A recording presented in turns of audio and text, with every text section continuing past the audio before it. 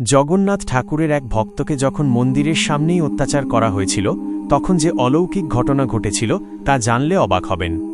একবার মনোহর দাস নামে এক ভক্ত জগন্নাথ ঠাকুরের দর্শন পেতে প্রথমবারের মতো পশ্চিমবঙ্গ থেকে পুরীর উদ্দেশ্যে রওনা হন।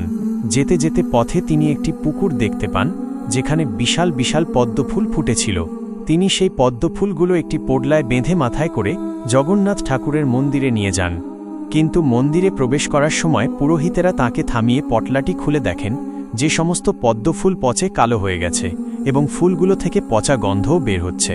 পুরোহিতেরা মনে করেন মনোহর দাস ইচ্ছাকৃতভাবে ঠাকুরকে অপমান করার জন্য পচা ফুল এনেছে। সেই রাগে পুরোহিতেরা তাঁকে মারধর করে মন্দির থেকে বার করে দেয় এবং মনোহর দাস রক্তাক্ত অবস্থায় অচেতন হয়ে পড়েন।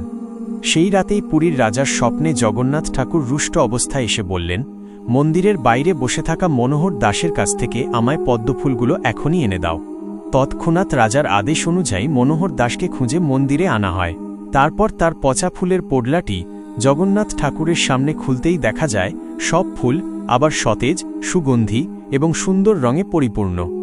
এই অলৌকিক ঘটনার স্মরণে আজও গত ৩০০ বছর ধরে জগন্নাথ ঠাকুরকে পদ্মভেষ বা পদ্মফুলের সাজে অলঙ্কৃত করা হয়। চলুন সবাই একসাথে বলি, জয় জগন্নাথ।